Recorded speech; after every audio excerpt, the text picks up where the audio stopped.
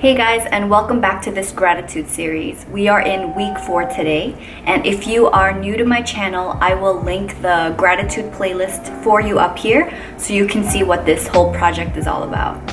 I never thought I would ever come to a place where I can be grateful for my acne. It is the bane of my existence, and if you are new to my channel, you might be thinking, what the hell is this girl talking about? Her skin looks fine. You. I mean, I can't make this stuff up, guys. Like, I've heard this before. Oh man, I have an extremely lengthy video talking about my history with acne, and since then, it hasn't been as bad. But trust me, if you guys are suffering with acne or have suffered with acne, my heart really hurts for you. The thing that frustrates me the most about it is that there is no quick fix for it. Makeup and skincare only do so much, and it's always a waiting game for me, and sometimes it'll get way worse before it gets better. So even though I can go on and on about how much it f***ing sucks, I want to shift gears today and talk to you about why I am appreciative of my acne. But before I do need to share this next part with you.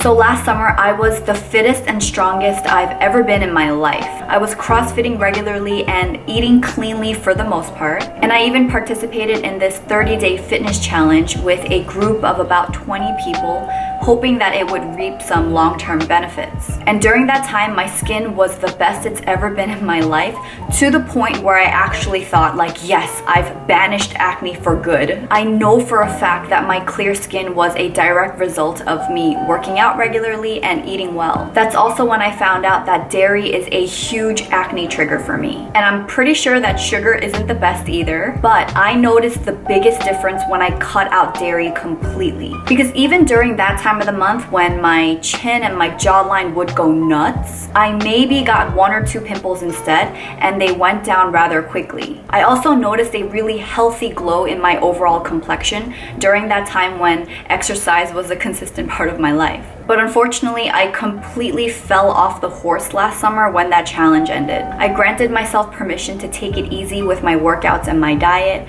but then that taking it easy lasted for months and months. So since the beginning of this year, I have been dealing, again, with hormonal acne. They're just deep and painful and just concentrated right here, like around my mouth, my chin, and my jawline. But very recently, instead of hating it, I decided to take it as a sign that my body is telling me to make some changes again. I decided to look at my acne as a compass and not a curse. So my first instinct is to punish or treat, however you want to look at it, my face by using a crap ton of products, which never bodes well for me. I know this, but still the temptation is always there for me to just slather my face in a ton of products. Instead, I took a simpler and more gentle approach. I wanted to start out simple and slow because one sure way to fail is to do too many things at once. So I made 2 rules for myself to follow for a week. One is to eliminate dairy, and number 2, it is to use only my trusted and true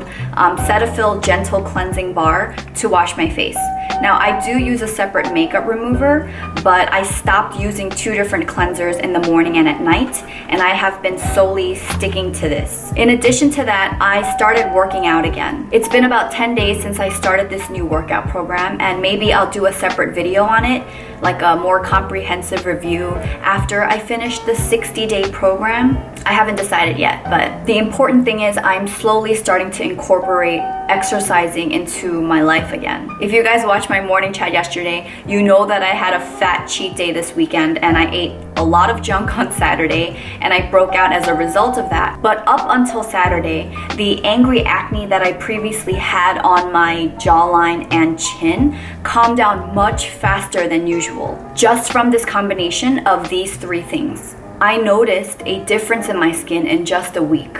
So as much as I don't believe it sometimes, I am grateful for my acne. Without it, I wouldn't have actioned the changes necessary to give my body the nourishment that it needs. I'm also extremely grateful for 3 beauty products that are my no hesitation go-to items when I need reliable coverage when my skin is looking less than ideal. First is my Honest Beauty Tinted Moisturizer, and I have this in the oil-free version. I have sung its praises since November when I first got it. I started using this in New York when I was pretty broken out, and this does such a fantastic job of giving me smooth coverage, like just evening out my skin tone and looking natural without making me look cakey at all. And even though this is a tinted moisturizer, it is pretty thick compared to others that I've tried, and it definitely works as more of a foundation. I only use this with a beauty blender because I find that it gives the most natural looking coverage, and I have tried using my hands with it and I wouldn't recommend it. My second product is my Urban Decay Naked Skin Concealer. I have other concealers in my collection, but this is the one that I can fully count on when my skin is terrible. It is the perfect color match for me, and I find that it doesn't create like weird dry flakes, on and around my blemishes. The last product is my Laura Mercier Loose Setting Powder in Translucent. This is what I use to set my makeup so I don't end up looking greasy throughout the day. I always use my damp beauty blender to place a generous amount on the places that I get shiny, on top of my tinted moisturizer and my concealer. Then I'll go ahead and do the rest of my makeup, like my eyes and my brows. And then after that, I dust off whatever remains with a fluffy brush. If you guys watch my morning chats, you have seen me do this hundreds of times. So that is it for this week. I love my body for doing its job, and I'm very thankful for these products that help me feel polished. So I'd love to know, what imperfections are you grateful for?